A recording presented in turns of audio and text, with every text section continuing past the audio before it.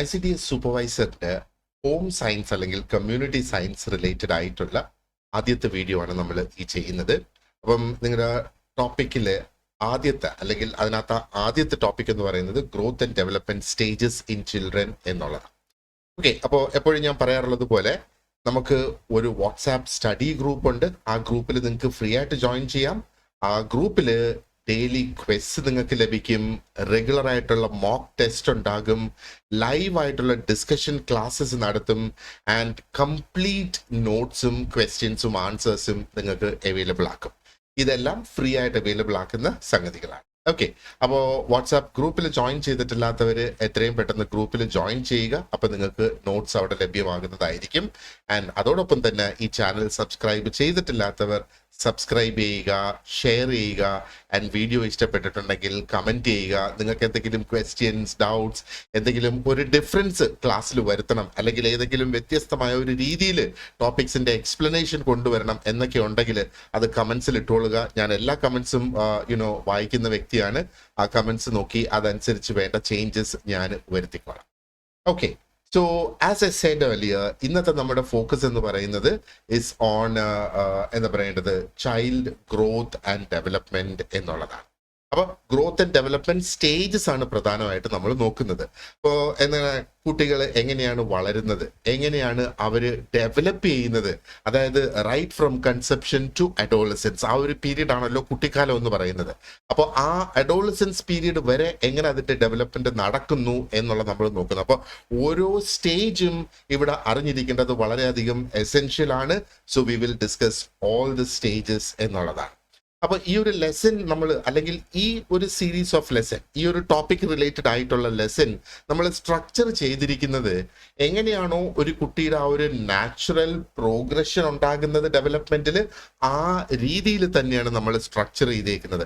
അപ്പോൾ നമുക്കിത് മനസ്സിലാക്കുന്നതിനും ഓർത്ത് വെക്കുന്നതിനും കുറച്ചും കൂടെ എളുപ്പമായിരിക്കും എന്നുള്ളത്. കാരണം ആ ഒരു നാച്ചുറൽ പ്രോസസ്സ് നമ്മൾ ഓരോരുത്തരും അതിലൂടെ കടന്നു പോയതാണ്, അല്ലെങ്കിൽ നമ്മുടെ കുട്ടികൾ ആ ഒരു സ്റ്റേജിലൂടെ കടന്നു പോകുന്നതാണ്. അപ്പൊ നമുക്കത് റിയൽ ലൈഫുമായിട്ട് നമുക്ക് റിലേറ്റ് ചെയ്ത് കൊണ്ടുവരാനായിട്ട് സാധിക്കും.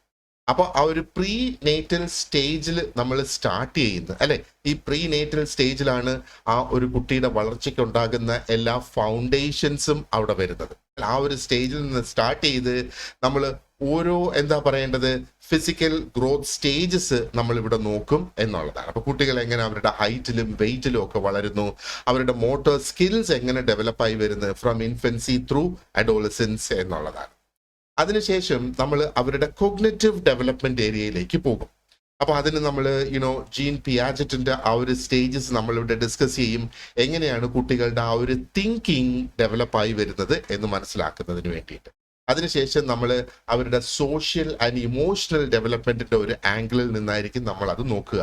അപ്പൊ ഈ ഓരോന്ന് ഞാൻ പറയുമ്പോഴും physical development, cognitive development, social development, emotional development, ഈ ഡെവലപ്മെന്റ്സ് എല്ലാം നമ്മൾ ആ സെയിം ആ ഒരു എന്താ പറയേണ്ടത് സ്റ്റേജ് ബൈ സ്റ്റേജ് ആയിരിക്കും. അതായത് ഇൻഫൻസി മുതൽ തുടങ്ങി ആ ഒരു പ്രീ നേറ്റൽ സ്റ്റേജ് മുതൽ അഡോളസൻസ് വരെ പല സ്റ്റേജസിലാക്കിയായിരിക്കും നമ്മൾ അതിനെ മനസ്സിലാക്കുന്നത്. ഓക്കെ, അപ്പോൾ ഈ ലെസൺസ് നമ്മൾ ഡിസ്കസ് ചെയ്തു പോകുന്ന അനുസരിച്ച് ഓരോ കീ ആയിട്ടുള്ള ഇൻഫ്ലുവൻസസ്, അതായത് എന്തൊക്കെ ഘടകങ്ങളാണ് ഈ ഗ്രോത്തിനെയും ഡെവലപ്മെന്റിനെയും ഇൻഫ്ലുവൻസ് ചെയ്യുന്നത്, സ്വാധീനിക്കുന്നത് എന്നുള്ളത് ഹൈലൈറ്റ് ചെയ്ത് ഡിസ്കസ് ചെയ്ത് നമ്മൾ പോകും. അപ്പൊ ഇതിനകത്ത് ജെനറ്റിക്സ് വരാം, എൻവയൺമെന്റ് വരാം, and we will also touch upon ആ ന്യൂട്രീഷണൽ നീഡ്സും ഹെൽത്ത് കൺസിഡറേഷൻസും നമ്മൾ ഇതിനകത്തൊന്ന് ടച്ച് അപ്പോൺ ചെയ്യും. കാരണം ഇതും ഇമ്പോർട്ടൻ്റ് അല്ലേ, ഓരോ സ്റ്റേജിന്റെയും ഡെവലപ്മെന്റിന് ന്യൂട്രീഷണൽ നീഡ്സ് അവിടെ ഇമ്പോർട്ടൻ്റ് അല്ലേ. ആൻഡ് ഫൈനലി നമ്മൾ ആ ഒരു ഡെവലപ്മെന്റൽ മൈൽ സ്റ്റോൺസും കെയർ പ്രാക്ടീസസ്, കുട്ടികളെ സംരക്ഷിക്കുന്നതിന്, അവരെ നോക്കുന്നതിനുള്ള പ്രാക്ടീസസ് എന്താണ്, അതും കൂടെ നമ്മൾ ഡിസ്കസ് ചെയ്ത് തന്നെയായിരിക്കും പോകുന്നത്. ഓക്കെ, അപ്പോൾ ഇത് ഞാൻ ഈ ഒരു സ്ട്രക്ചർ തുടക്കത്തിലെ പറഞ്ഞത് കാരണം ഈ ഓരോ സ്ട്രക്ചറും അടുത്ത സ്റ്റേജിനുള്ള, അതായത് ഈ സ്ട്രക്ചറിലുള്ള ഓരോ സ്റ്റേജും അടുത്ത സ്റ്റേജിന്റെ ഒരു ഫൗണ്ടേഷൻ ആയിട്ട് വരികയാണ്. അപ്പോൾ എന്താ പറയേണ്ടത്, it builds upon one another എന്നുള്ള ആ ഒരു രീതിയിൽ അങ്ങ് മുമ്പോട്ടേക്ക് പോകുന്നു. So it becomes easy for us to understand. All right, so now coming back to the overview here. കുട്ടികളിൽ ഉണ്ടാകുന്ന ഈ ഗ്രോത്ത് ആൻഡ് ഡെവലപ്മെന്റ്, അവരുടെ വളർച്ച എന്ന് പറയുന്നത് വളരെയധികം കോംപ്ലക്സ് ആയിട്ടുള്ള ഒരു പ്രോസസ്സ് തന്നെയാണ് അല്ലെ. അപ്പൊ ഇതിന്റെ കോംപ്ലക്സിറ്റി ഒന്ന് ആലോചിച്ച് നോക്കുക. ആ ഒരു എഗിന്റെ ഫെർട്ടിലൈസേഷൻ മുതൽ തുടങ്ങി ഒരു ഫുള്ളി ഡെവലപ്ഡ് ആയിട്ടുള്ള ഒരു അഡൽട്ട് ആകുന്നിടം വരെയുള്ള ആ ഒരു ഡിഫറെന്റ് ആയിട്ടുള്ള സ്റ്റേജസ് അവിടെയുണ്ട്. അതിന് അതിൻ്റെതായ കോംപ്ലക്സിറ്റീസും അവിടെയുണ്ട് അല്ലെ. അപ്പൊ ഇതിനകത്ത് ജസ്റ്റ് ആ ഒരു ഫിസിക്കൽ ഗ്രോത്ത് മാത്രമല്ല ഇതിനകത്ത് ഉണ്ടാകുന്നത്. ഫിസിക്കൽ ഗ്രോത്ത് എന്ന് പറയുമ്പോഴത്തേക്ക് ഹൈറ്റും വെയിറ്റും കൂടുന്നത് എന്ന് വേണമെങ്കിൽ നമുക്ക് പറയാം അല്ലെ. അത് മാത്രമല്ലല്ലോ ആ ഒരു ഡെവലപ്മെന്റ് എന്ന് പറയുന്നത്. ഡെവലപ്മെന്റ് എന്ന് പറയുമ്പോഴത്തേക്ക് അതിനകത്ത് കൊഗ്നിറ്റീവ് ഉണ്ട്, ഇമോഷണൽ ഉണ്ട്, സോഷ്യൽ സ്കിൽസ് അവിടെ ഡെവലപ്പ് ചെയ്യുന്ന ഇത്രയും ഒരുപാടധികം കാര്യങ്ങൾ. അതായത് ഒരു കുട്ടിയുടെ ഓവറോൾ ഡെവലപ്മെന്റ് എന്തൊക്കെയാണ് എന്നുള്ളതാണ് നമ്മളിവിടെ ഈ നോക്കുന്നത്. So let's move on. ആദ്യം ആ ഒരു പ്രീനേറ്റൽ ഡെവലപ്മെന്റ് എന്ത് എന്നുള്ളത് നമുക്ക് നോക്കാം. അപ്പൊ പ്രീനേറ്റൽ ഡെവലപ്മെന്റ് ശരിക്കും അത് ആദ്യത്തെ സ്റ്റേജ് എന്ന് പറയുന്നത് ജെർമിനൽ സ്റ്റേജ് ആണ്. രണ്ടാമത്തെ സ്റ്റേജ് എന്ന് പറയുന്നത് എംബ്രിയോണിക് സ്റ്റേജ് ആണ്. അതാണ് ആ ഒരു പ്രീനേറ്റൽ. ആൻഡ് മൂന്നാമത്തത് ഫീറ്റൽ സ്റ്റേജ് 8 to 40 വീക്സ് ആണ് ആ ഒരു ഫീറ്റൽ സ്റ്റേജിലേക്ക് എത്തുന്നത്. ഓക്കെ, സോ ജെർമിനൽ സ്റ്റേജ് എന്ന് പറയുന്നത് 0 to 2 വീക്സ്. അപ്പോൾ ഈ 0 to 2 വീക്സ് എന്ന് പറയുമ്പോഴത്തേക്ക് പ്രധാനമായിട്ട് അവിടെ നടക്കുന്ന ഡെവലപ്മെന്റ്സ് എന്ന് പറഞ്ഞാൽ ഒന്ന് സെൽ ഡിവിഷൻ നടക്കുന്നുണ്ട്, മറ്റൊന്ന് ഇംപ്ലാന്റേഷൻ നടക്കുന്നുണ്ട്. അപ്പൊ ഈ ഒരു സ്റ്റേജ് മുതലേ ഡെവലപ്മെന്റ് തുടങ്ങിയാണ്. അപ്പോൾ എന്താ പറയണ്ട, സെൽ ഡിവിഷൻ എന്ന് പറയുമ്പോഴത്തേക്ക് ആ ഒരു ഫെർട്ടിലൈസ്ഡ് ആയിട്ടുള്ള എഗ് അല്ലെങ്കിൽ അതിനെ സൈഗോട്ട് എന്ന് പറയുന്നത് അല്ലെ. ഈ സൈഗോട്ട് വളരെ റാപ്പിഡ് ആയിട്ടുള്ള സെൽ ഡിവിഷൻസിലൂടെ അത് കടന്നു പോകുന്നു. ആൻഡ് ദിസ് പ്രോസസ്, ഈ സെൽ ഡിവിഷൻസിന്റെ പ്രോസസ്സിനെ എന്താ പറയേണ്ടത്, ക്ലീവേജ് എന്ന് പറയുന്നത്, അങ്ങനെ അതൊരു ബ്ലാസ്റ്റോസിസ്റ്റിലേക്ക് എത്തിച്ചേരുന്നു എന്നുള്ളതാണ്. And then happens the implantation. ഇത് ആദ്യത്തെ 2 ആഴ്ചയിൽ നടക്കുന്നതാണ്. അപ്പൊ ഈ ഫസ്റ്റ് വീക്കിന്റെ അവസാനത്തോടു കൂടി ഈ ബ്ലാസ്റ്റോസിസ്റ്റ് വിൽ ആക്ച്വലി അതിനെ തന്നെ സ്വയം അത് ഇംപ്ലാന്റ് ആവുകയാണ് ഓൺ ദ യൂട്രിൻ വാൾ എന്നുള്ളത്.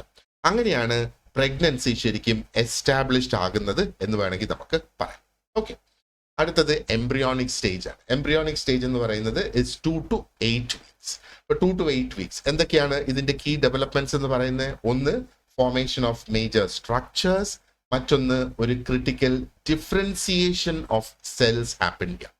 അപ്പോൾ ആ ഒരു മേജർ സ്ട്രക്ചേഴ്സ് ഫോം ചെയ്യുന്നു എന്ന് നമ്മൾ പറയുമ്പോഴെന്താണ്, ആ ഒരു എംബ്രിയോയുടെ പ്രധാനപ്പെട്ട ഓർഗൻസും അതിൻ്റെ സ്ട്രക്ചറും, for example heart, brain, spinal cord, ഇതൊക്കെ ഫോം ചെയ്യാനായിട്ട് തുടങ്ങുന്നത് ആ ഒരു മനുഷ്യ ശരീരത്തിന്റെ ബേസിക് ആയിട്ടുള്ള ഒരു രൂപം എമേർജ് ചെയ്യാനായിട്ട് സ്റ്റാർട്ട് ചെയ്യുന്നു ഈ ഒരു സ്റ്റേജ്. അതിനുശേഷം അല്ലെങ്കിൽ ആ ഒരു കാലഘട്ടത്തിൽ തന്നെ നടക്കുന്ന മറ്റൊരു കീ ഡെവലപ്മെന്റ് ആണ് ക്രിട്ടിക്കൽ ഡിഫറൻസിയേഷൻ എന്ന് പറയുന്നത്. അപ്പൊ ഇവിടെ സെൽസ് തന്നെ പല തരം സെൽസ് ആയിട്ട് അങ്ങ് ഡിഫറൻഷിയേറ്റ് ചെയ്ത് മാറിപ്പോകും. അപ്പൊ ഈ ഓരോ തരം സെൽസും ഇമ്പോർട്ടന്റ് ആണല്ലേ ബോഡിയുടെ ആ ഒരു കൃത്യമായ ഫങ്ഷനിങ്ങിന് വേണ്ടിയിട്ട്. അപ്പൊ ഈ ഒരു സ്റ്റേജ് എന്ന് പറയുമ്പോഴത്തേക്ക് is very highly sensitive to external factors. അപ്പോൾ ആ എക്സ്റ്റേണൽ ഫാക്ടേഴ്സ് ഇവിടെ നമ്മൾ ശരിക്കും അതിനെ എന്താ പറയേണ്ടത്, ഇത് വളരെ കെയർഫുൾ ആയിരിക്കേണ്ട ഒരു ടൈം എന്ന് വേണമെങ്കിൽ നമുക്ക് പറയാം അല്ലെ. കെയർഫുൾ അല്ല എങ്കിൽ കൺജനിറ്റൽ അബ്നോർമാലിറ്റീസ് ഉണ്ടാകാനുള്ള ആ ഒരു സാധ്യത ഈ ഒരു കാലഘട്ടത്തിൽ ഉണ്ട്. അപ്പൊ അതിന്റെ ഡീറ്റെയിൽസിലേക്ക് നമ്മൾ കടക്കുന്നില്ല, കാരണം അത് നമുക്ക് ആവശ്യമില്ല. നമ്മൾ ഇവിടെ ഇപ്പം എന്താണ് ആ ഒരു ഡെവലപ്മെന്റ് സ്റ്റേജ് എന്നുള്ളതാണ് ശരിക്കും നമ്മൾ നോക്കേണ്ടത്. ആൻഡ് ആ ഒരു പ്രീനേറ്റലില് മൂന്നാമത്തെ സ്റ്റേജ് എന്ന് പറയുന്നത് is the foetal stage, which starts with 8th week and goes on up to the 40th week. 8 to 40 weeks ആണ് ശരിക്കും ഇവിടെ വരുന്നത്. അപ്പൊ ഈ ഫീറ്റൽ സ്റ്റേജിൽ എന്താ നടക്കുന്നത്? ഒന്ന്, വളരെ റാപ്പിഡ് ആയിട്ടുള്ള ഗ്രോത്ത് ഇവിടെ ഉണ്ടാകും. ആൻഡ് ഒരു ഫങ്ഷണൽ മെച്യൂറേഷൻ അച്ചീവ് ചെയ്യും. ആൻഡ് മൂന്നാമത്തത് ഫീച്ചേഴ്സിന്റെ ഡെവലപ്മെന്റ് ഇവിടെ സ്റ്റാർട്ട് ചെയ്യുന്നു എന്ന് പറയാം.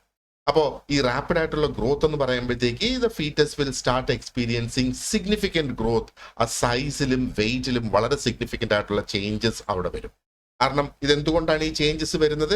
പ്രധാനപ്പെട്ട ഓർഗൻസ് ഒക്കെ അവിടെ അങ്ങ് ഫോം ആയി വന്നുകൊണ്ടിരിക്കുകയാണ്. ആൻഡ് ആ ഒരു ഫങ്ഷണൽ മെച്യൂറേഷൻ എന്ന് നമ്മൾ പറയുമ്പോഴത്തേക്ക് എന്താണ്, ബോഡിയുടെ സിസ്റ്റംസ് ഉണ്ടല്ലോ, for example respiratory system, digestive system, ഈ സിസ്റ്റംസ് ഒക്കെ മെച്യൂറായി റെഡി ടു ഫങ്ഷൻ എന്നുള്ള ആ ഒരു സിറ്റുവേഷനിലേക്ക് അവിടെ എത്തുന്നു എന്നുള്ളത്. മാത്രമല്ല ഈ ഒരു സ്റ്റേജിൽ നമുക്ക് ഇതും കൂടെ ശ്രദ്ധിക്കാവുന്നതാണ്, ആ ഒരു ഫീറ്റസ് എന്ന് പറയുന്നത് it will actually begin movements. മൂവ്മെന്റ്സും റിഫ്ലെക്സസും ആ ഒരു സ്റ്റേജിൽ തന്നെ അത് പ്രാക്ടീസ് ചെയ്ത് തുടങ്ങും എന്നുള്ളതാണ്. And then we have the development of features. അപ്പൊ ഈ ഒരു എംബ്രിയോ അതിന് ഹ്യൂമൻ ഫീച്ചേഴ്സ് എന്ന് പറയുമ്പോഴത്തേക്ക് വളരെ ഡിസ്റ്റിങ്ക്റ്റ് ആയിട്ടുള്ള ഫീച്ചേഴ്സ് ആണ് അല്ലെ.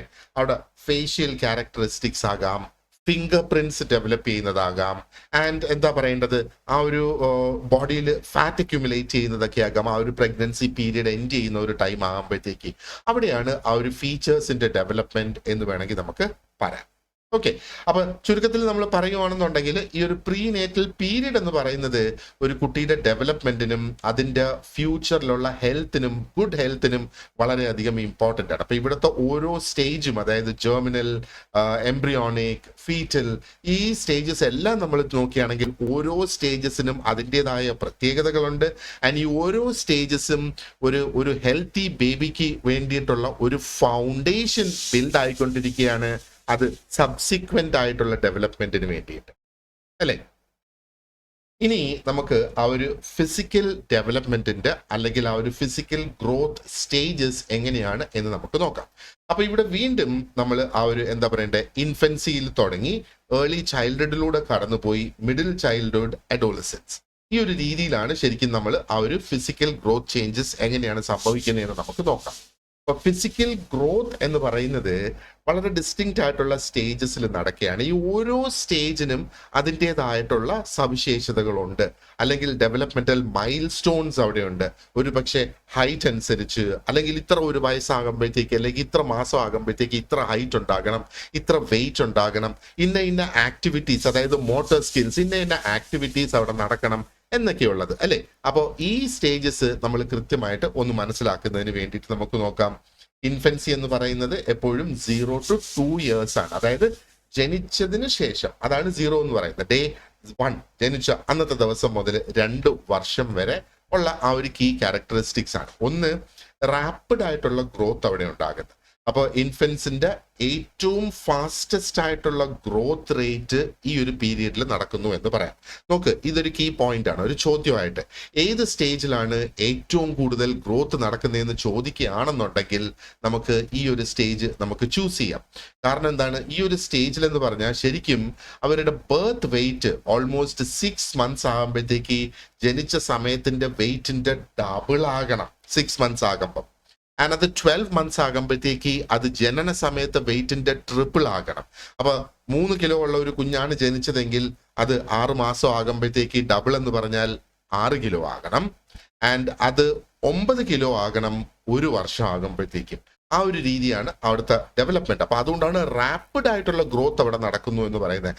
പെർസെൻറ്റേജ് വെച്ച് നോക്കുവാണെന്നുണ്ടെങ്കിൽ എന്താ പറയേണ്ടത്, ഒരു 100% ഇൻക്രീസ് തന്നെയാണ് ഡബിൾ എന്ന് പറയുമ്പോൾ 6 months കൂടി. ആൻഡ് ഒരു 150% ഇൻക്രീസ് ആണ് ശരിക്കും അവിടെ വരുന്നത് എന്താ പറയേണ്ടത് ആ ഒരു 12 months ആകുമ്പോഴത്തേക്ക് എന്ന് നമുക്ക് പറയാം അല്ലെ. ഇനി ഒരു മോട്ടോർ സ്കിൽസിന്റെ ഡെവലപ്മെന്റും ഇവിടെ നടക്കുന്നുണ്ട് എന്ന് വേണമെങ്കിൽ നമുക്ക് പറയാം. അപ്പൊ ഇവിടുത്തെ ഈ ഒരു സ്റ്റേജില് മോട്ടോർ സ്കിൽസ്, അപ്പൊ എന്തൊക്കെയാണ് ഇവിടുത്തെ മൈൽ സ്റ്റോൺസ്, അല്ലെങ്കിൽ എന്തൊക്കെയാണ് കുട്ടികൾ അച്ചീവ് ചെയ്യേണ്ടത്? തല പൊക്കാനായിട്ട് അവർക്ക് കഴിയണം, ലിഫ്റ്റിംഗ് ദ ഹെഡ്, കമന്ന് വീഴുന്ന അല്ലെ, റോളിംഗ് ഓവർ, ഇരിക്കണം, അവർക്ക് ക്രോൾ ചെയ്യാൻ കഴിയണം, അവർക്ക് നടക്കാനായിട്ട് കഴിയണം എന്നൊക്കെയുള്ളതാണ്. ഇനി കുറച്ച് ഫൈൻ ആയിട്ടുള്ള മോട്ടോർ സ്കിൽസും ഒരുപക്ഷെ ഇവിടെ ഡെവലപ്പ് ആകാം. ഇപ്പൊ ഫൈൻ എന്ന് പറയുമ്പോഴത്തേക്ക് ഗ്രാസ്പിംഗ് ഓൺ ടു സംതിങ്, നമ്മുടെ കുഞ്ഞിന്റെ കയ്യിൽ എന്തെങ്കിലും വെച്ചു കൊടുത്താൽ അതിങ്ങനെ പിടിക്കാനുള്ള ആ ഒരു പ്രവണത അവിടെ വരും. ആൻഡ് ഏകദേശം ആ ഒരു വയസ്സിനോടൊക്കെ അടുത്തെത്തുമ്പോഴത്തേക്ക് ആ ഒരു ഹാൻഡ് ആൻഡ് ഐ കോർഡിനേഷൻ അവർക്ക് ഒന്ന് കുറച്ചും കൂടെ ബെറ്റർ ആയിട്ട് ഡെവലപ്പ് ആയിട്ട് വരും. കാരണം ഈ ഹാൻഡ് ഐ കോർഡിനേഷൻ ഇല്ല എങ്കിൽ നമ്മൾ നോക്കുന്നതിനെ നമുക്കൊരു പക്ഷേ തൊടാനായിട്ട് സാധിക്കില്ല. അപ്പൊ നോക്കുന്നതിനെ തൊടാൻ സാധിക്കുന്നതാണ് ഹാൻഡ് ഐ കോർഡിനേഷൻ അവിടെ ഉണ്ടാകുക എന്ന് പറയുന്നത്. ഓക്കെ, അടുത്തത് ഏർലി ചൈൽഡ്ഹുഡ് സ്റ്റേജ് ആണ്.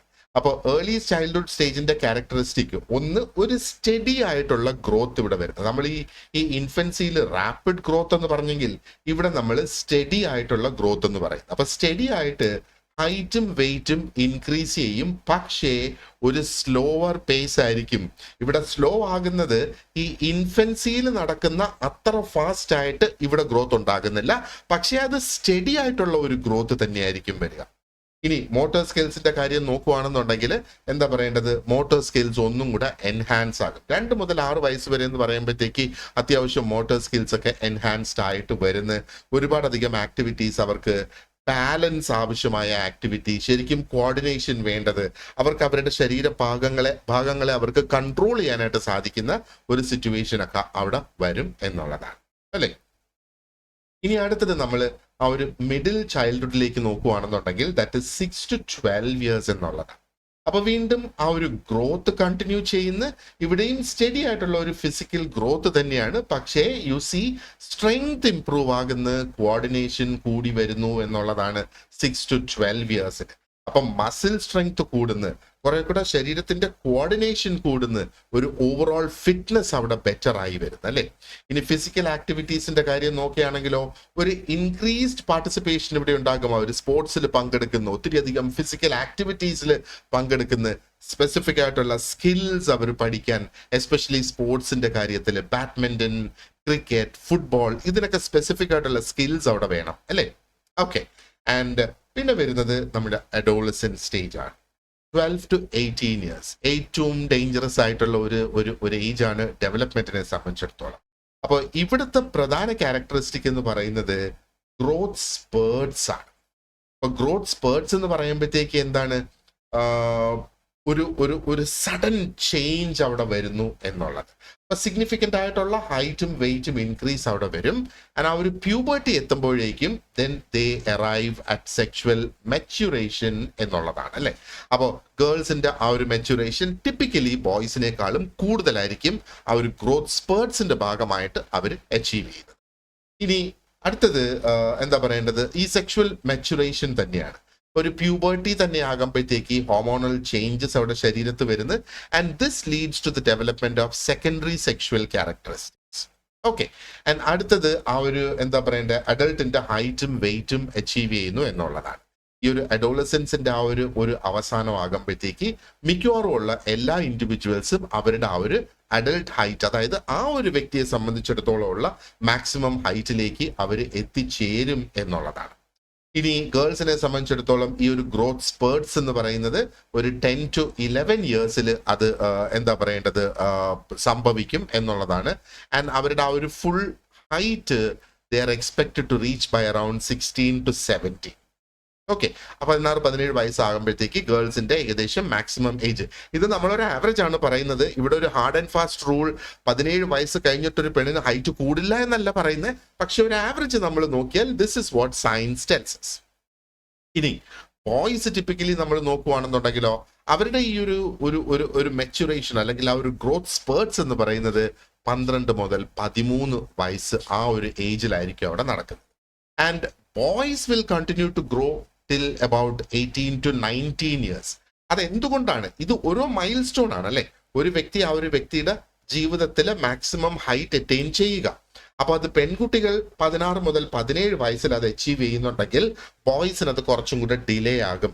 18 മുതൽ 19 വയസ്സ് വരെ അവരുടെ ഹൈറ്റും വെയിറ്റും ഒക്കെ ഇൻക്രീസ് ചെയ്യാനുള്ള, വെയിറ്റ് എപ്പോൾ വേണമെങ്കിലും കൂടാം എന്നുള്ളത് തന്നെയാണ് നമ്മൾ അതിൽ നിന്ന് മനസ്സിലാക്കുന്നത്. ഓക്കെ, അടുത്തത് നമുക്ക് ഡിസ്കസ് ചെയ്യാനുള്ളത് ദി കോഗ്നിറ്റീവ് ഡെവലപ്മെന്റ് സ്റ്റേജസ്. അപ്പൊ ഈ കോഗ്നിറ്റീവ് ഡെവലപ്മെന്റ് സ്റ്റേജസ് എന്ന് പറയുന്നത് നമ്മൾ ഇത് മനസ്സിലാക്കാനായിട്ട് നമ്മൾ എടുക്കുന്നത് ജീൻ പിയാജറ്റിന്റെ ഒരു സീരീസ് ഓഫ് സ്റ്റേജസ് ആണ്. ജീൻ പിയാജറ്റ് തന്നെയാണ് ഈ ഒരു സീരീസ് ഓഫ് സ്റ്റേജസ് അവര് ഡിഫൈൻ ചെയ്തിട്ടുള്ളത്. ആൻഡ് എന്താ പറയണ്ടേ, ഓരോ സ്റ്റേജസും നമ്മൾ നോക്കുവാണെന്നുണ്ടെങ്കിൽ ഡിസ്റ്റിങ്ക്റ്റ് ആയിട്ടുള്ള ഡെവലപ്മെന്റ്സ് അവിടെ നടക്കുന്നു. ആ വേ ഓഫ് തിങ്കിങ്ങില് എങ്ങനെ പഠിക്കുന്നു എന്നുള്ളത്, ആൻഡ് വാട്ട് ഇസ്, എങ്ങനെ അവർ ആ ഒരു എന്താ പറയണ്ട അവരുടെ ചുറ്റുപാടുമുള്ള കാര്യങ്ങളെ അവർ മനസ്സിലാക്കുന്നു എന്നുള്ള ആ ഒരു സിറ്റുവേഷനിലേക്ക് അങ്ങ് പോകും. ഇനി ഈ പിയാജറ്റിന്റെ കാര്യം നമുക്ക് നോക്കാനാണെന്നുണ്ടെങ്കിൽ പിയാജറ്റ് ഒരു സ്വിസ് സൈക്കോളജിസ്റ്റ് ആണ്. Okay, and he is renowned for his, or he is well known for his work on child development. 1896 പിയാജറ്റ് ജനിച്ചത്. ആൻഡ് എന്താ പറയേണ്ടത്, പിയാജറ്റിന്റെ ഏറ്റവും വെൽ നോൺ ആയിട്ടുള്ള തിയറി എന്ന് പറയുന്ന, അല്ലെങ്കിൽ വൺ ഓഫ് ദ തിയറീസ് ആണ് കോഗ്നിറ്റീവ് ഡെവലപ്മെന്റ് എന്നുള്ളത്. ആൻഡ് ഈ ഒരു തിയറി എങ്ങനെയാണ് കുട്ടികൾ എന്താ പറയേണ്ടത് അവരുടെ ഒരു അണ്ടർസ്റ്റാൻഡിങ് ഡിഫറെന്റ് സ്റ്റേജസിലൂടെ കടന്നുപോയി ആ ഒരു അണ്ടർസ്റ്റാൻഡിങ്ങിലേക്ക് എത്തുക എന്നുള്ളത് നമ്മൾ മനസ്സിലാക്കുന്നത്. ഓക്കെ, അപ്പോ പിയാജറ്റിനെ സംബന്ധിച്ചിടത്തോളം ഇവിടുത്തെ ആദ്യത്തെ സ്റ്റേജ് എന്ന് പറയുന്നത് അവര് സെൻസറി മോട്ടോർ സ്റ്റേജ് എന്നാണ് അദ്ദേഹം അതിനെ വിശേഷിപ്പിച്ചിരിക്കുന്നത്. അപ്പൊ ഈ സെൻസറി മോട്ടോർ സ്റ്റേജ് നോക്കുക, ഇത് കോഗ്നിറ്റീവ് ഡെവലപ്മെന്റിന് വേണ്ടിയിട്ടാണ്. കോഗ്നിറ്റീവ് ഡെവലപ്മെന്റ് എന്ന് പറയുമ്പോഴത്തേക്ക് ബ്രെയിൻ റിലേറ്റഡ് ഡെവലപ്മെന്റ് എന്ന് വേണമെങ്കിൽ നമുക്ക് പറയാം, നോളജ് ഡെവലപ്മെന്റ് എന്നൊക്കെ വേണമെങ്കിൽ നമുക്കതിനെ അറിയാം. ആ രീതിയിലുള്ള സംഗതികളാണ് കോഗ്നിറ്റീവ് ഡെവലപ്മെന്റ് എന്ന് പറയുന്നത്. അപ്പോൾ ആ ഒരു 0 to 2 years sensory motor stage എന്നാണ് അദ്ദേഹം ഇതിനെ വിശേഷിപ്പിച്ചിരിക്കുന്നത്. അപ്പോൾ ഇതിന്റെ പ്രധാന ക്യാരക്ടറിസ്റ്റിക്സ് എന്ന് പറയുന്നത് they learn through senses and action. Sensory എന്ന് പറഞ്ഞാൽ ഇറ്റ്സ് ദ സെൻസസ് അല്ലേ, ടച്ചും സ്മെല്ലും ഒക്കെ സെൻസസ് ആണ്. ആൻഡ് മോട്ടോർ എന്ന് പറയുമ്പോഴത്തേക്ക് നമ്മൾ കൈയും കാലും ഒക്കെ അനക്കി എന്തെങ്കിലും ചെയ്യുന്നതിന് മോട്ടോർ എന്ന് പറയുന്നത്. അപ്പോൾ ലേണിംഗ് ഈ ഒരു സ്റ്റേജിൽ നടക്കുന്നത് സെൻസ് ഉപയോഗിച്ചിട്ടും ഈ ഡിഫറെന്റ് സെൻസസ് ഉപയോഗിച്ചിട്ടും ആക്ഷൻസ് ഉപയോഗിച്ചിട്ടും തന്നെയാണ്. അപ്പോൾ ഈ ഒരു സ്റ്റേജിൽ 0 to 2 years എന്ന് പറയുമ്പോഴത്തേക്ക് ഇൻഫൻസ് തന്നെയാണല്ലോ. ഇൻഫൻസ് അവരുടെ ആ ഒരു വേൾഡ് എന്ന് പറയുന്നത് they explore through senses and motor activities. അത് ഒരു പോയിന്റ്. ഓക്കെ, ഇനി ഈ ഒരു കാലഘട്ടത്തിന്റെ മറ്റ് ഒരു കീ പോയിന്റ് എന്ന് പറയുന്നത് ഈസ് ദി ഓബ്ജക്റ്റ് പെർമനൻസ് എന്നുള്ളതാണ്. അപ്പൊ ഇവിടെ ഈ ഒരു ഓബ്ജക്റ്റ് പെർമനൻസ് അവിടെ ഡെവലപ്പ് ആയിട്ട് വരും.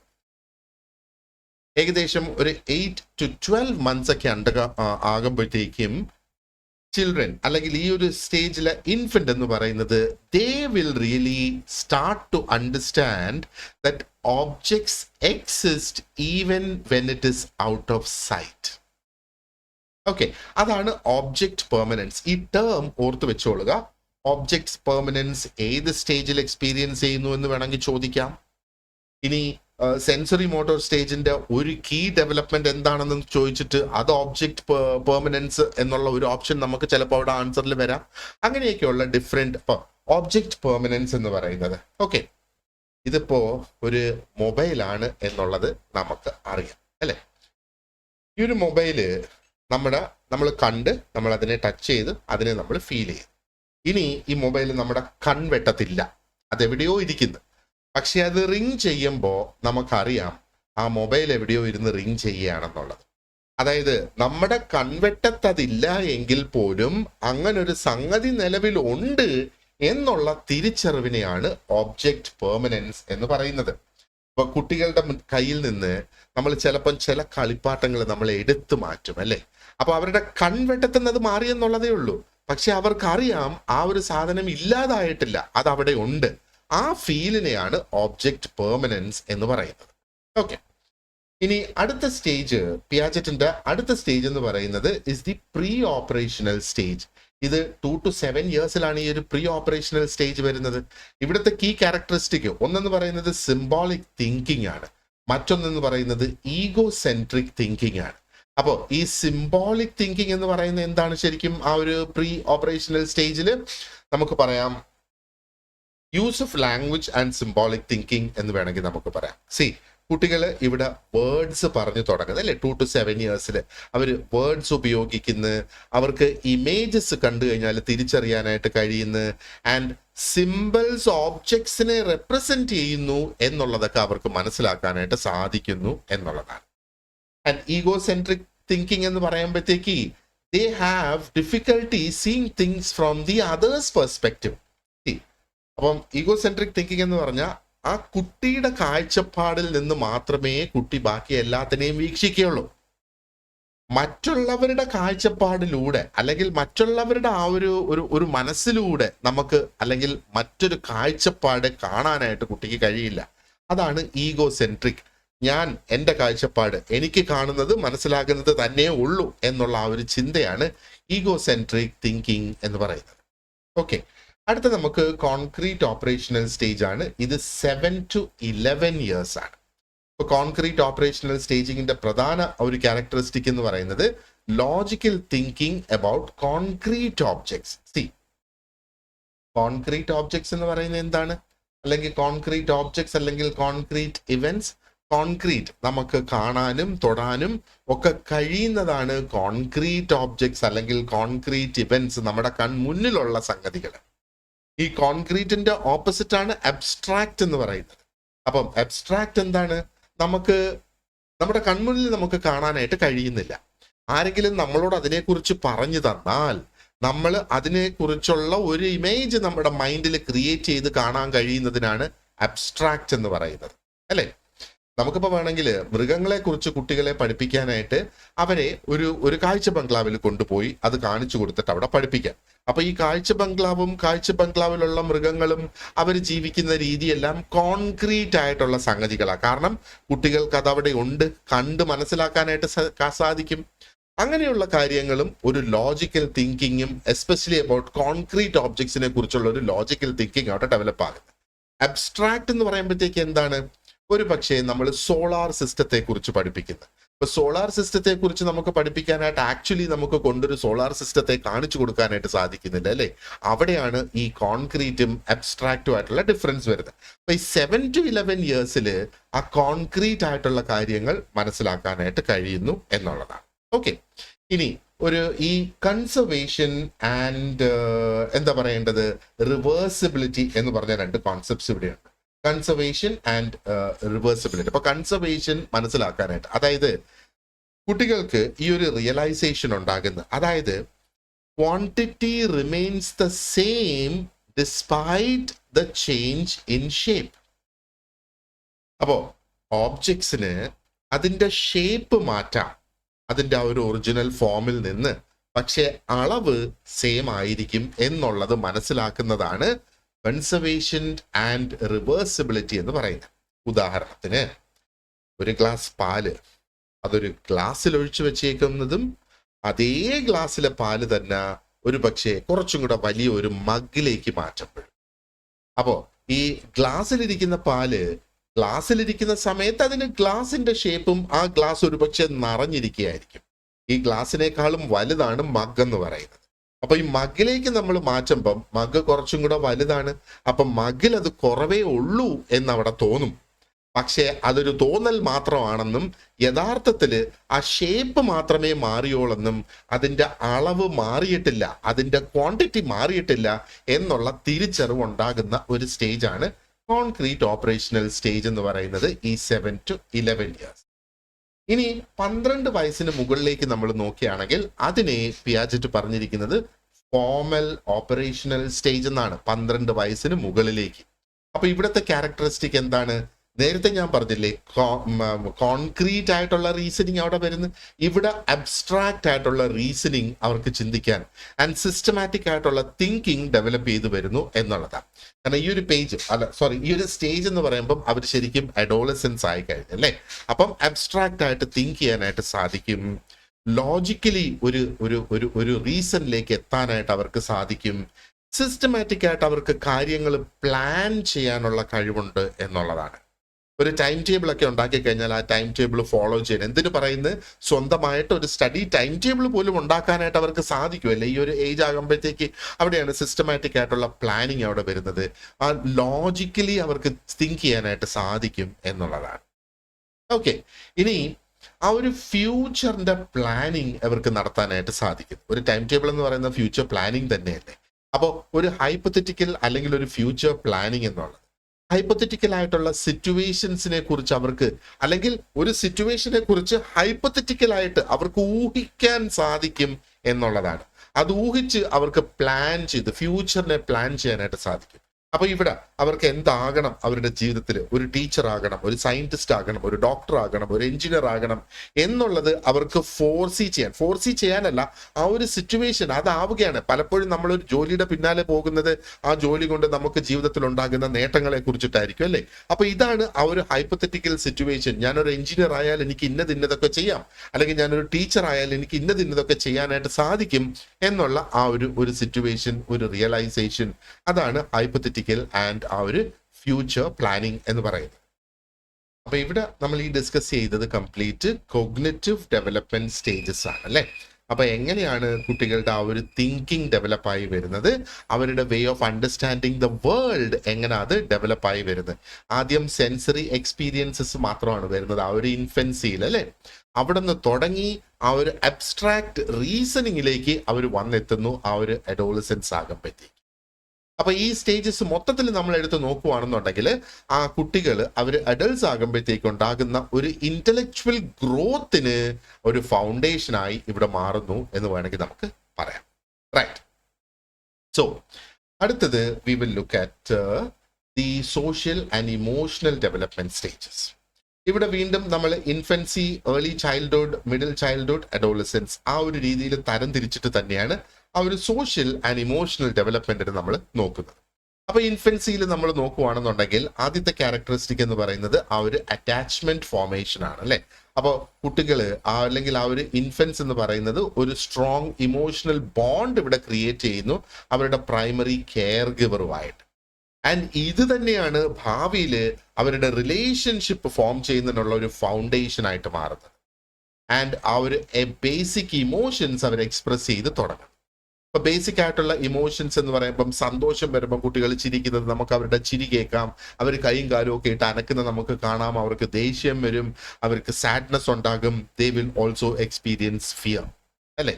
അടുത്തത് ഏർലി ചൈൽഡ്ഹുഡിൽ നമ്മൾ നോക്കുവാണെന്നുണ്ടെങ്കിലോ അവിടുത്തെ കീ ക്യാരക്ടറിസ്റ്റിക് എന്ന് പറയുന്നത് ഒരു സെൽഫ് കോൺസെപ്റ്റ് അവിടെ ഡെവലപ്പായി വരുന്നത്, അവരുടെ ആ ഒരു സെൽഫ് എസ്റ്റീം അവിടെ ഡെവലപ്പായി വരുന്നത് 2 to 6 years ആകുമ്പോഴത്തേക്ക്.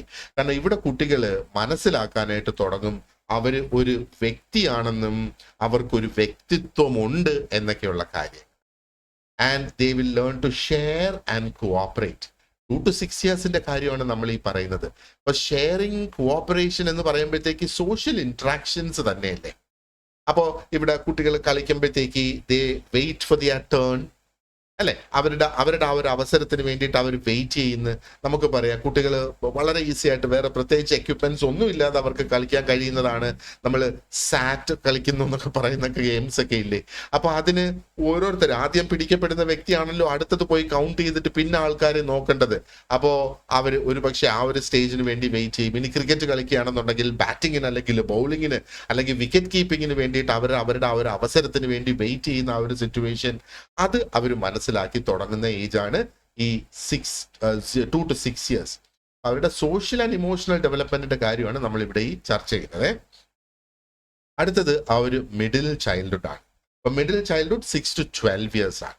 പിയർ റിലേഷൻഷിപ്സ് കുറച്ചും കൂടെ കോംപ്ലെക്സ് ആകുന്നത്. അപ്പൊ ഫ്രണ്ട്ഷിപ്സ് കുറെ കൂടെ സ്റ്റേബിൾ ആയിട്ടുള്ള ഫ്രണ്ട്ഷിപ്സ് ആകും. കുട്ടികൾ എന്താ പറയേണ്ടത്, സ്ട്രക്ചേർഡ് ആയിട്ടുള്ള ഗ്രൂപ്പ് ആക്ടിവിറ്റീസിലും സ്പോർട്സ് ഇവന്റ്സിലും ഒക്കെ പങ്കെടുക്കാനുള്ള ആ ഒരു പ്രവണത അവരിൽ കൂടി വരുന്നു. അതാണ് കോംപ്ലെക്സ് ആയിട്ടുള്ള പിയർ റിലേഷൻസ് എന്ന് പറയുന്നത്. ആൻഡ് ഈ ഒരു സ്റ്റേജിൽ ഒരു കോമ്പറ്റീഷൻ മെന്റാലിറ്റി, ഒരു കോമ്പീറ്റൻസ് അവിടെ ഡെവലപ്പ് ചെയ്ത് വരുന്നു എന്നുള്ളതാണ്.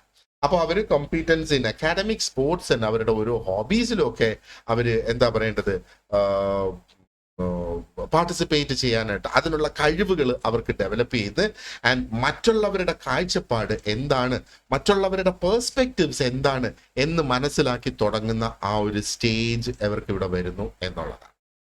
ഇനി അഡോളസൻസ് നമ്മൾ നോക്കുകയാണെന്നുണ്ടെങ്കിൽ അഡോളസൻസിൽ ഈ ഒരു സോഷ്യൽ ആൻഡ് ഇമോഷണൽ ഡെവലപ്മെന്റിന്റെ കാര്യത്തിൽ നോക്കിയാൽ പ്രധാനപ്പെട്ട ഒന്ന് ഐഡന്റിറ്റി ഫോർമേഷൻ ആണ്.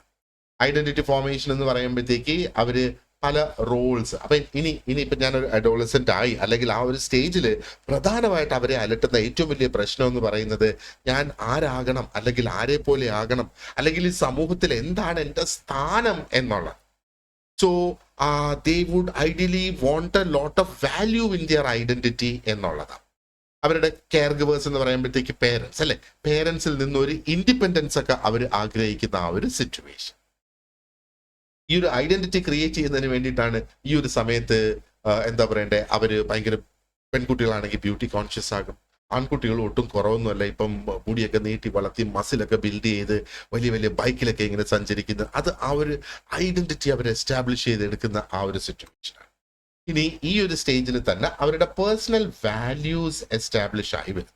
അപ്പം മോറൽ ബിലീവ്സ് ഡെവലപ്പ് ആയി വരുന്നു and they form deeper peer relationships എന്നുള്ളതാണ്.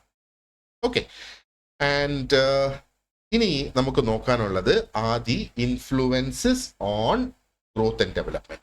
എന്തൊക്കെ കാര്യങ്ങളാണ് ഈ ഗ്രോത്തിനെയും ഡെവലപ്മെന്റിനെയും സ്വാധീനിക്കുക എന്നുള്ളത്. ഓക്കെ, അപ്പോൾ ഒന്ന് നമ്മൾ നോക്കുകയാണെന്നുണ്ടെങ്കിൽ ജനറ്റിക് ആൻഡ് എൻവയറമെന്റൽ ഇന്ററാക്ഷൻസ് അവിടെ വരുന്നുണ്ട്. ശരിക്കും ജനറ്റിക് ഫാക്ടേഴ്സ് ആണ് ബയോളജിക്കൽ പൊട്ടൻഷ്യലിനെ അവിടെ തീരുമാനിക്കുന്നത്. എന്നാൽ environmental factors like nutrition, socio economic conditions, ഇതൊക്കെ ശരിക്കും എന്താ പറയേണ്ടത്, അവരുടെ ആ ഒരു ഡെവലപ്മെന്റിനെ ശരിക്കും സ്വാധീനിക്കുന്നു എന്ന് വേണമെങ്കിൽ നമുക്ക് പറയാം അല്ലെ. അപ്പൊ അതാണ് ജനറ്റിക് ആൻഡ് എൻവയറമെന്റൽ ഇന്ററാക്ഷൻസിന്റെ പ്രാധാന്യം ഇവിടെ വരുന്നത്. ഇനി മറ്റൊന്ന് സോഷ്യൽ ആൻഡ് ഇമോഷണൽ ഫാക്ടേഴ്സ്. ഇങ്ങനെ രണ്ട് ക്ലാസിഫിക്കേഷനിൽ നമുക്ക് നോക്കാം. അപ്പൊ സോഷ്യൽ ആൻഡ് ഇമോഷണൽ സോഷ്യൽ ഫാക്ടേഴ്സിൽ ഫാമിലി ഡൈനാമിക്സ് വരുന്നത്, കൾച്ചറൽ എക്സ്പെക്ടേഷൻസ് എന്തൊക്കെയാണ് എന്നുള്ളത് വരുന്നത്, പൊളിറ്റിക്കൽ ഇൻഫ്ലുവൻസസ് ഇവിടെ വരുന്നത്. അപ്പൊ ഇതെല്ലാം അവരുടെ ഗ്രോത്തിനെയും അവരുടെ ഡെവലപ്മെന്റിനെയും വളരെയധികം സ്വാധീനിക്കുന്ന കാര്യങ്ങൾ തന്നെയാണ് അല്ലെ. So these are the influencers എന്ന് വേണമെങ്കിൽ നമുക്ക് പറയാം ആ ഒരു ഗ്രോത്ത് ആൻഡ് ഡെവലപ്മെന്റിനെ സ്വാധീനിക്കുന്നത്. ഇനി നമ്മള് ആ ഒരു ന്യൂട്രീഷണൽ നീഡ്സിന്റെ കാര്യം നമ്മളൊന്ന് ചർച്ച ചെയ്യുമെന്ന് പറഞ്ഞിരുന്നു അല്ലെ. ആൻഡ് ഹെൽത്ത് കൺസിഡറേഷൻസ് നമ്മൾ ഇവിടെ ഒന്ന് നോക്കുന്നതാണെന്നുണ്ടെങ്കിൽ, അപ്പോൾ നമുക്ക് ന്യൂട്രീഷണൽ എന്ന് പറയുമ്പോഴത്തേക്ക് പ്രീനേറ്റൽ ന്യൂട്രീഷൻ എന്ന് നമുക്ക് പറയാം, ഇൻഫൻസി ആൻഡ് ചൈൽഡ്ഹുഡ് ന്യൂട്രീഷൻ എന്ന് പറയാം, പിന്നെ ആ ഒരു ഹെൽത്ത് ആൻഡ് ഇമ്മ്യൂണൈസേഷൻ അവിടെ വരുന്നത്. അപ്പോൾ ഇതും ഡെവലപ്മെന്റിനെ സ്വാധീനിക്കുന്ന സംഗതികളാണ്. ഇപ്പോൾ പ്രോപ്പർ ആയിട്ടുള്ള ഗ്രോത്ത് ഉറപ്പാക്കുന്നതിന് വേണ്ടിയിട്ട് എന്താ പറയേണ്ടത്, ആ ന്യൂട്രീഷൻ പ്രോപ്പർ ആയിരിക്കണം. ഇത് നമ്മൾ മറ്റൊരു മോഡ്യൂളിൽ ഡീറ്റെയിൽഡ് ആയിട്ട് നമ്മൾ ഡിസ്കസ് ചെയ്യുന്നതായിരിക്കും. അതുകൊണ്ട് ഇതിനവിടെ നമ്മൾ ഇത്രയും ഒന്ന് ബ്രീഫായിട്ടൊന്ന് പറഞ്ഞു പോകുന്നതേ ഉള്ളൂ.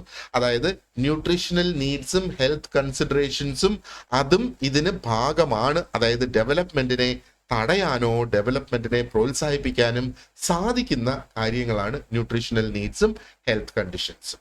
ഓക്കെ, സോറി, ഹെൽത്ത് കൺസിഡറേഷൻസും ഹെൽത്ത് കണ്ടീഷൻസ് എന്ന് വേണമെങ്കിലും നമുക്ക് പറയാം. ഇനി നമ്മൾ അടുത്തത് ആ ഒരു ഡെവലപ്മെന്റൽ മൈൽ സ്റ്റോൺസ് ആണ് നമ്മൾ ഇവിടെ ഡിസ്കസ് ചെയ്യുമെന്ന് പറഞ്ഞിരുന്നത് അല്ലെ. ഇപ്പൊ എന്താണ് ഈ ഡെവലപ്മെന്റൽ മൈൽ സ്റ്റോൺസ് എന്ന് പറയുന്നത്? 0 to 2 years, infancy 0 to 2 years അവിടെ അച്ചീവ് ചെയ്യേണ്ട മൈൽ സ്റ്റോൺസ് എന്തൊക്കെയാണ്? റാപ്പിഡ് ആയിട്ടുള്ള ഫിസിക്കൽ ഗ്രോത്ത് ഉണ്ടാകണം, മോട്ടോർ സ്കിൽസ് ഡെവലപ്മെന്റ് ഉണ്ടാകണം.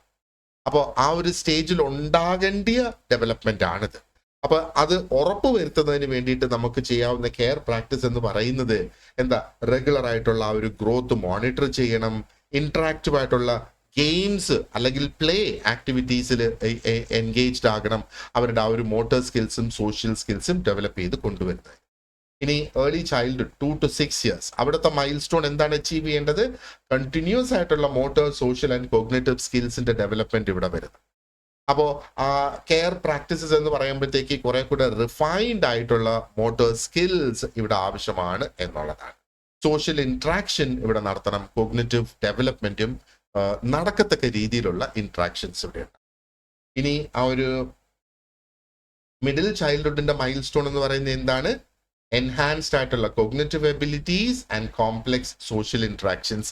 ഈ ഒരു മൈൽ സ്റ്റോൺ, ഇപ്പം ഓരോ മൈൽ സ്റ്റോൺ എന്ന് പറയുന്നത് ഓരോ സ്റ്റേജിൽ അച്ചീവ് ചെയ്യേണ്ട ഒരു ഒരു ഒരു ഒരു അച്ചീവ്മെന്റ് ആണ്. ആ ഒരു സ്റ്റേജ് ആകുമ്പോഴത്തേക്ക് ഇത് അവർ നേടിയിരിക്കണം എന്നുള്ളതാണ് പറയുന്നത്. അപ്പോൾ വളരെ സ്റ്റഡി ആയിട്ടുള്ള ഒരു ഫിസിക്കൽ ഗ്രോത്ത്, എൻഹാൻസ്ഡ് ആയിട്ടുള്ള കോഗ്നേറ്റീവ് എബിലിറ്റീസ് ആൻഡ് സോഷ്യൽ ആയിട്ടുള്ള കോംപ്ലെക്സ് ഇന്ററാക്ഷൻസ് ഇവിടെ, കോംപ്ലെക്സ് ആയിട്ടുള്ള സോഷ്യൽ ഇന്ററാക്ഷൻസ് ഇവിടെ വരുന്നത് അല്ലേ. അപ്പോൾ ഫിസിക്കൽ ആക്ടിവിറ്റീസ് നമ്മൾ എൻകറേജ് ചെയ്യണം, ആ ഒരു അക്കാഡമിക് സപ്പോർട്ട് പ്രോപ്പർ ആയിട്ടുള്ളത് ഈ ഒരു സ്റ്റേജിൽ ലഭിക്കണം. ആൻഡ് അഡോളസൻസ് എന്ന് പറയുമ്പം അവിടുത്തെ മൈൽ സ്റ്റോൺസ് എന്തൊക്കെയാണ്?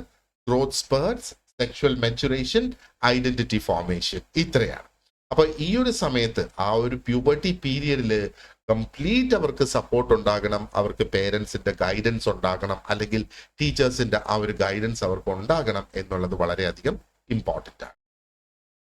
അപ്പോൾ കുറച്ച് ക്വസ്റ്റ്യൻസും അതിന്റെ ആൻസേഴ്സും നമുക്കൊന്ന് ഡിസ്കസ് ചെയ്യാം. എങ്ങനെയാണ് നമ്മുടെ അണ്ടർസ്റ്റാൻഡിങ് എന്നുള്ളത് നമുക്കൊന്ന് നോക്കാം. ഓക്കെ, അപ്പോൾ നിങ്ങൾക്ക് വരുന്ന ഒരു ടൈപ്പ് ഓഫ് ക്വസ്റ്റ്യൻ ആണ് ഈ ഒരു ഡയറക്റ്റ് നോളജ് ബേസ്ഡ് ക്വസ്റ്റ്യൻ. അപ്പൊ ഡയറക്റ്റ് ആയിട്ടുള്ള ഒരു ക്വസ്റ്റ്യൻ ശരിക്കും നിങ്ങളുടെ നോളജ് മനസ്സിലാക്കുന്നതിന് വേണ്ടിയിട്ടുള്ള ക്വസ്റ്റ്യൻ ആണ്. ഇത് നിങ്ങൾക്ക് വരാൻ പോകുന്ന ഒരു ടൈപ്പ് ഓഫ് ക്വസ്റ്റ്യൻസ്. അപ്പോൾ കഴിഞ്ഞ 2020 2019 ചോദ്യ പേപ്പർ നമ്മളെടുത്ത് നോക്കിക്കഴിഞ്ഞാൽ ഇത് ഒരു ടൈപ്പ് ഓഫ് ക്വസ്റ്റ്യൻ ആണ്. 2020 തോന്നുന്നു ആദ്യത്തെ ക്വസ്റ്റ്യൻ തന്നെ pellagra is caused by direct knowledge based question ആണ്. So first one is, which of the following is not a characteristic of the fetal stage in prenatal development? ആ ഒരു prenatal ഡെവലപ്മെന്റിൽ foetal സ്റ്റേജിന്റെ characteristic അല്ലാത്തത് എന്താണ് എന്നുള്ളതാണ്. Answer is option A, rapid cell division is not a characteristic of the foetal stage. Okay, prenatal സ്റ്റേജിലെ foetal സ്റ്റേജിന്റെ കാര്യമാണ് നമ്മൾ ശരിക്കും ഇവിടെ ഈ പറയുന്നത്. ഇനി അടുത്ത ചോദ്യം നമ്മൾ നോക്കുകയാണെങ്കിൽ ഇതൊരു ആപ്ലിക്കേഷൻ ബേസ്ഡ് ക്വസ്റ്റ്യൻ ആണ്. ഇങ്ങനത്തെ ക്വസ്റ്റ്യൻസും നിങ്ങൾക്ക് ഒരുപാടധികം പ്രതീക്ഷിക്കാം. Okay, the first question is a caregiver notices that a 4-year-old child often plays make-believe games using a broom as a horse. This behavior is most indicative of which cognitive development stage? Okay. അപ്പോൾ ഈ ഒരു 4 വയസ്സുള്ള കുട്ടിയുടെ care giver ശ്രദ്ധിക്കുകയാണ്. അപ്പോൾ make believe games എന്ന് പറഞ്ഞാൽ അവർ ഒരു കളി അതിനെ അങ്ങ് ഉണ്ടാക്കി അവരങ്ങ് കളിക്കുക. അപ്പൊ ഇവിടെ ഒരു ചൂലെടുത്തിട്ട് ആ ചൂലൊരു കുതിരയാണെന്ന് ഇങ്ങനെ ധരിച്ച് ആ ചൂലിനെ ഇങ്ങനെ കുതിര ഓടിക്കുന്ന കണക്ക് ഓടിക്കുക. അപ്പൊ ഈ ഒരു ബിഹേവിയർ എന്ന് പറയുന്നത് എന്ത് കൊഗ്നിറ്റീവ് ഡെവലപ്മെന്റ് സ്റ്റേജിന്റെ ഇൻഡിക്കേഷൻ ആണ് എന്നുള്ളതാണ് ഇവിടെ ഈ ചോദ്യം. അപ്പൊ സെൻസറി മോട്ടോർ സ്റ്റേജ് ആണോ, പ്രീ ഓപ്പറേഷണൽ സ്റ്റേജ് ആണോ, കോൺക്രീറ്റ് ഓപ്പറേഷണൽ ആണോ, ഫോമൽ ഓപ്പറേഷണൽ ആണോ? നമുക്കിവിടെ കിട്ടിയിട്ടുള്ള ഹിന്റ് എന്തൊക്കെയാണ്? ഒന്ന് 4-year-old ചൈൽഡ് ആണ്, ആൻഡ് മറ്റൊന്ന് പറയുന്നത് മേക്ക് ബിലീവ് ഗെയിംസ്, അവന് തന്നെ ഉണ്ടാക്കിയെടുത്ത ഒരു ഗെയിം ആണ് ഇവിടെ.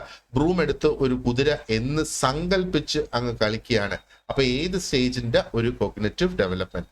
ഇത് പ്രീ ഓപ്പറേഷണൽ സ്റ്റേജിൻ്റെതാണ്. ഓപ്ഷൻ ബി നമ്മുടെ correct answer. Pre operational stage അല്ലേ ടിപ്പിക്കലി 2 മുതൽ 7 വയസ്സ് വരെ എന്ന് നമുക്ക് പറയാനായിട്ട് കഴിയുക അല്ലേ. അപ്പൊ ഇവിടെ ഒരു സിംബോളിക് തിങ്കിങ് ഇവിടെ ഡെവലപ്പ് ആകുന്നു എന്ന് നമ്മൾ പറഞ്ഞിരുന്നു അല്ലെ. ഇനി മൂന്നാമത്തെ ചോദ്യം ഇതാണ്. ഇത് മാച്ചിങ് ഇൻഫർമേഷൻ ആണ്. അപ്പൊ ഇവിടെ എന്താ പറയേണ്ടത്? ഈ ഡെവലപ്മെന്റൽ സ്റ്റേജസ്, അപ്പൊ ഇത് 4 ഡെവലപ്മെന്റൽ സ്റ്റേജസ് ഇവിടെ ഉണ്ട്. ആൻഡ് ആ ഓരോ സ്റ്റേജസിന്റെയും മൈൽ സ്റ്റോൺസ് ഇവിടെ താഴെ കൊടുത്തിട്ടുണ്ട്. അതിനെ നമുക്ക് ഓരോന്നുമായിട്ട് മാച്ച് ചെയ്തെടുക്കുക എന്നുള്ളതാണ്. ഓക്കെ, അപ്പോ ഇവിടെ നമ്പേഴ്സ് ഇല്ല. ലെറ്റ് us കൺസിഡർ ഇത് 1, 2, 3 ആൻഡ് 4 എന്നുള്ള നമ്പേഴ്സ് നമ്മൾ കൺസിഡർ ചെയ്താൽ, അപ്പോൾ ഇൻഫൻസി എന്ന് പറയുമ്പോഴത്തേക്ക് ഇൻഫൻസി എന്താണ്? ഓപ്ഷൻ ബി അല്ലേ, ഫോർമേഷൻ ഓഫ്. അപ്പോൾ ഇൻഫൻസി എന്ന് പറയുന്നത് ഇവിടെ വരുന്നത് formation of strong attachment to caregivers എന്നുള്ളത്. ഇനി early childhood, use of language and symbolic thinking early ചൈൽഡ്ഹുഡിന്റെ ക്യാരക്ടറിസ്റ്റിക്കാ. ഇനി middle childhood, participation in organised sports. Adolescence, development of secondary sex character. ഇങ്ങനെയുള്ള ക്വസ്റ്റ്യൻസും നമുക്ക് ലഭിക്കാം. അതായത് ഈ ഒരു ക്വസ്റ്റ്യൻ ടൈപ്പ് മാച്ചിങ് ഇൻഫർമേഷൻ എന്നുള്ളത്. ഇനി അടുത്തത് വീണ്ടും ഒരു ഡയറക്റ്റ് നോളജ് ബേസ്ഡ് ക്വസ്റ്റ്യൻ ആണ്. What major cognitive mile stone is typically achieve during the concrete operational stage? Concrete operational സ്റ്റേജിൽ ഏത് മൈൽ സ്റ്റോൺ ആണ് ടിപ്പിക്കലി അച്ചീവ് ചെയ്യുന്നത് എന്നുള്ളതാണ് ചോദ്യം. അപ്പോൾ കോൺക്രീറ്റ് ഓപ്പറേഷണൽ സ്റ്റേജ് എന്താണ്? 7 to 11 ഇയേഴ്സ് ആണ് അല്ലേ. ആൻഡ് പ്രധാനപ്പെട്ട ഒരു സംഗതി എന്ന് പറയുന്നത് development of logical thinking about concrete things, tangible events, നമുക്ക് ഫീൽ ചെയ്യാൻ കഴിയുന്നത്. So the answer is option C, logical reasoning about concrete objects. Number 5, ഇതൊരു അസേർഷൻ റീസൺ ക്വസ്റ്റ്യൻ ആണ്. അപ്പൊ ഇവിടുത്തെ അസേർഷൻ ഇതാണ്: the embryonic stage is the most sensitive period to external factors that may cause congenital anomality. And during this stage, അതിന്റെ reason പറയാം. During this stage, major organs and structures begin to form, making it crucial for proper development. അപ്പോൾ assertion reason questions-ന്റെ options മിക്കവാറും ഇങ്ങനെയായിരിക്കും നമുക്ക് വരിക. Option A, both assertion and reason are true and reason is the correct explanation for assertion, അല്ലെങ്കിൽ A എന്ന് പറയും. B, both assertion and reason are true but reason is not the correct explanation for assertion. അപ്പൊ ഇവിടെ ഈ ആദ്യത്തെ 2 ഓപ്ഷൻസിലും പറയുന്നത് ഈ അസേർഷനും റീസണും true ആണ്, സത്യമാണ്. ആൻഡ് ആദ്യത്തത് ഈ പറയുന്നത് ഈ റീസൺ ആണ് ഇതിന്റെ കറക്റ്റ് എക്സ്പ്ലനേഷൻ. രണ്ടാമത്തത് ഈ പറയുന്നത് രണ്ടും ട്രൂ ആണ്, പക്ഷേ റീസൺ ഇതിന് കറക്റ്റ് അല്ല എന്ന്. മൂന്നാമത്തെ ഓപ്ഷൻ എന്താണ്? Assertion is true but reason is false. നാലാമത്തത് both assertion and reason are false. അപ്പൊ ഇതില് ഒരെണ്ണമാണ് നമ്മുടെ ചോദ്യം അല്ലെങ്കിൽ നമ്മുടെ ഉത്തരമായിട്ട് നമുക്ക് ഇവിടെ കിട്ടേണ്ടത്. അപ്പോൾ ഇവിടെ നമ്മൾ നോക്കുവാണെന്നുണ്ടെങ്കിൽ എന്താണ് ശരിക്കും ഈ ഒരു എംബ്രിയോണിക് സ്റ്റേജ് എന്ന് പറയുന്നത് ക്രിട്ടിക്കൽ തന്നെയാണ് അല്ലേ, ഓർഗൻ ഫോർമേഷന് വേണ്ടിയിട്ട്. അപ്പോൾ അതിലെന്തെങ്കിലും ഒരു ഡിസ്റപ്ഷൻ ഉണ്ടാവുകയാണെങ്കിൽ ഈ ഒരു സ്റ്റേജിൽ this can result in congenital abnormalities എന്നുള്ളതാണ്. അപ്പോൾ ഓപ്ഷൻ എ തന്നെയാണ് നമ്മുടെ കറക്റ്റ് ആൻസർ ഇവിടെ. ബോത്ത് അസേർഷൻ ആൻഡ് റീസൺ രണ്ടും ട്രൂ ആണ്. ആൻഡ് റീസൺ തന്നെയാണ് ഈ അസേർഷന്റെ കറക്റ്റ് എക്സ്പ്ലനേഷൻ എന്ന്. ഓക്കെ, അപ്പം അസേർഷനിൽ എന്താ പറയുന്നത്? Embryonic stage is the most sensitive period to external factors. അപ്പം നമ്മൾ എക്സ്റ്റേണൽ ഫാക്ടേഴ്സിന് വളരെ സെൻസിറ്റീവ് ആണ് ഈ എംബ്രിയോണിക് സ്റ്റേജ് എന്ന് പറയുന്നത്. അപ്പൊ എംബ്രിയോണിക് സ്റ്റേജ് എന്ന് പറയുന്ന ആദ്യത്തെ 2 വീക്സിന്റെ കാര്യമാണ് നമ്മളിവിടെ ഈ സംസാരിക്കുന്നത്. ആൻഡ് ആ എക്സ്റ്റേണൽ ഫാക്ടേഴ്സ്, അതായത് പ്രോപ്പർ റെസ്റ്റും കെയറും ഒക്കെ ഈ സമയത്ത് എടുത്തിട്ടില്ല എങ്കിൽ കൺജനിറ്റൽ അനോമലീസ് ഉണ്ടാകും എന്ന് പറയുന്നു. അപ്പൊ അതിന്റെ കാരണം എന്താണ് പറയുന്നത്? അതിന്റെ കാരണം ഈ ഒരു സ്റ്റേജിൽ പ്രധാനപ്പെട്ട ഓർഗൻസും സ്ട്രക്ചേഴ്സും ഫോം ആകും. അപ്പോൾ ഈ ഒരു സ്റ്റേജ് വളരെ ഇമ്പോർട്ടന്റ് ആണ് പ്രോപ്പർ ഡെവലപ്മെന്റിന് വേണ്ടിയിട്ട്. അപ്പൊ ഈ കൺജനിറ്റൽ അനോമലീസ് ഉണ്ടാകരുതെങ്കിൽ എന്താ പറയേണ്ടത്? നമ്മൾ പ്രോപ്പർ കെയർ എടുത്ത് ഈ ഒരു സ്റ്റേജിനെ നമ്മൾ സംരക്ഷിക്കണം. അതാണ് ഈ ഒരു ചോദ്യം ശരിക്കും പറയുന്നത്. Okay, number 6. ഇതൊരു സിനാരിയോ ബേസ്ഡ് ആണ്. A child is aged 8 is learning that the amount of water remains the same when poured from a short, wide glass into a tall, thin glass. This understanding is a hallmark of which developmental stage? Question number 6 ആണ്. Okay, അപ്പൊ ഇവിടെ എന്താ നമ്മൾ നേരത്തെ discuss ചെയ്ത ആ ഒരു സംഗതി, this is the concept of conservation, reversibility എന്നൊക്കെയുള്ള കോൺസെപ്റ്റിന്റെ കാര്യമാണ് നമ്മളിവിടെ ഈ പറയുന്നത്. 8 വയസ്സെന്ന് പറയുമ്പോഴത്തേക്ക് ഏത് ബ്രാക്കറ്റിൽ വരുന്നത്? 7 to 11 years. അപ്പോൾ ഒന്ന് നമ്മൾ ഈ ഒരു കോൺസെപ്റ്റ്, അതായത് അളവിൽ മാറ്റം വരുത്തില്ല, ഷേപ്പിലാണ് മാറ്റം വരുന്നത് എന്നുള്ളതാണ് ഈ കോൺസെപ്റ്റ് എന്ന് പറയുന്നത്. ആൻഡ് ഈ ഒരു ഏജ്, ഇത് രണ്ടും കൂടെ കണക്കിലെടുത്തിട്ടാണ് ഇതിന്റെ ആൻസറിലേക്ക് നമ്മൾ എത്തേണ്ടത്. It is concrete operational stage. Option C ആണ് നമ്മുടെ കറക്റ്റ് ആൻസർ. ആൻഡ് 7ാമത്തെ ചോദ്യം വീണ്ടും ഒരു മാച്ചിങ് ഇൻഫർമേഷനിലേക്കാണ് നമ്മൾ പോകുന്നത്. അപ്പൊ ഇവിടെ എന്തൊക്കെയാണ്? Match the following prenatal stages with key characteristics. അപ്പൊ ഇവിടെ 3 പ്രീനേറ്റൽ സ്റ്റേജസ് ഉണ്ട്. Germinal stage, embryonic stage, fetal stage. അപ്പോൾ അതിന്റെ പ്രധാന ക്യാരക്ടറിസ്റ്റിക്സ് ഇവിടെ കൊടുത്തിട്ടുണ്ട്. ഫോർമേഷൻ ഓഫ് മേജർ ഓർഗൻസ് ഒന്ന്, rapid cell division and implantation മറ്റൊന്ന്, ഗ്രോത്ത് ആൻഡ് ഫങ്ഷണൽ മെച്ചുറേഷൻ മൂന്നാമതും. അപ്പോ നമുക്ക് ഈ ജെർമിനൽ സ്റ്റേജ് ഇതിനെ 1 ആയിട്ട് എടുക്കുക. ആൻഡ് അത് ഓപ്ഷൻ ബിയിലേക്ക് വരും, റാപ്പിഡ് സെൽ ഡിവിഷനിലേക്ക് വരും. എംബ്രിയോണിക് ശരിക്കും formation of major organs, അല്ലേ? And fetal stage obviously option 3, growth and functional maturation അവിടെ ഉണ്ടാകും. Okay, right. നമ്പർ 8 വീണ്ടും ഒരു ഡയറക്റ്റ് നോളജ് ബേസ്ഡ് ക്വസ്റ്റ്യൻ ആണ്. ആൻഡ് ചോദ്യം ഇതാണ്: which of the following best describes a key social and emotional development milestone in middle childhood? അപ്പൊ middle ചൈൽഡ്ഹുഡില് ആ ഒരു കീ ഡെവലപ്മെന്റൽ മൈൽ സ്റ്റോണിനെ ഇൻഡിക്കേറ്റ് ചെയ്യുന്നത് എന്താണ് എന്നുള്ളതാണ്. അപ്പൊ മിഡിൽ ചൈൽഡ്ഹുഡ് എന്ന് പറയുമ്പോഴത്തേക്ക് എന്താണ്? കുറെ കൂടെ സ്റ്റേബിൾ ആയിട്ടുള്ള ഫ്രണ്ട്ഷിപ്സ് അവിടെ വരുന്നത്, ആൻഡ് അവർ ഗ്രൂപ്പ് ആക്ടിവിറ്റീസിൽ പാർട്ടിസിപ്പേറ്റ് ചെയ്യുന്ന, കോംപ്ലക്സ് ആയിട്ടുള്ള പിയർ റിലേഷൻസ് ഒക്കെ ഇവിടെ വരുന്നത്, അല്ലേ? So look at option B, establishing complex peer relationship. Option B ആണ് നമ്മുടെ കറക്റ്റ് ആൻസർ. നമ്പർ 9 വീണ്ടും ഒരു സിനാരിയോ ബേസ്ഡ് ക്വസ്റ്റ്യനിലേക്ക് നമ്മൾ പോകുന്നു. അപ്പൊ ഇതാണ് നമ്മുടെ സിനാരിയോ ഇവിടെ.